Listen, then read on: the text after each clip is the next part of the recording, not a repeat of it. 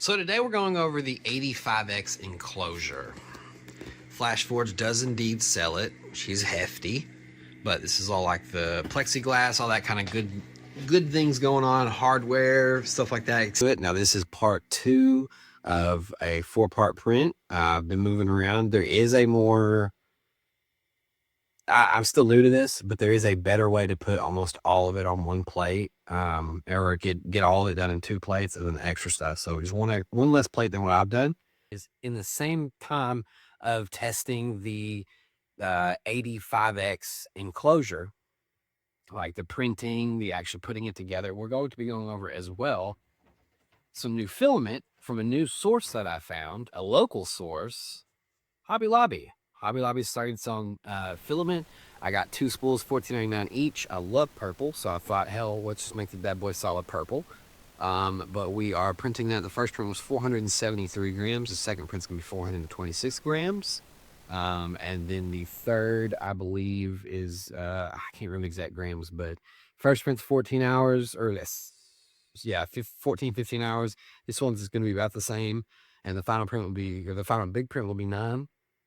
And then the small bits and pieces like the hinges and the little knobs will only be like, I think, an hour and a half or so. So you'll see more as we move on through this process. But so far we have 2 bottom pieces printed, and I have 4 of the side panels printed.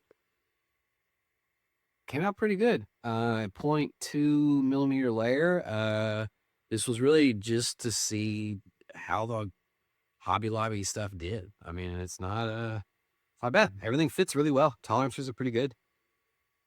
I like it. Changed the table because of Christmas. I had my family new that table, so here's where we're at. I kind of like this. It's a bit better angle. Excuse me. With that being said, we have everything removed. The absolute hardest part is getting this annoying clip out of here and pulling. You gotta press down and pull out. There's a little ring you gotta press down a little bit and it'll come out. It's not the end of the world. Then take all these, the like spool holders off. I mean, none of this was really hard. This was just, we've just been so busy. I haven't had much time. We got all the hardware. We got all the parts. Scam parts, some shit. We got all the hardware parts. A little over 40 hours for all this.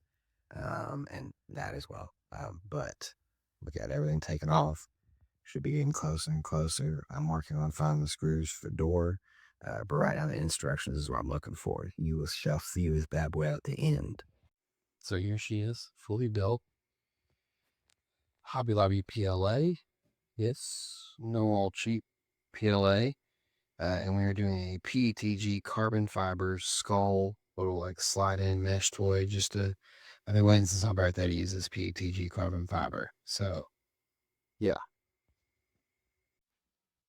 Here's the 0.16 layer line and the 0.12 layer line. It all was going good until we got to there.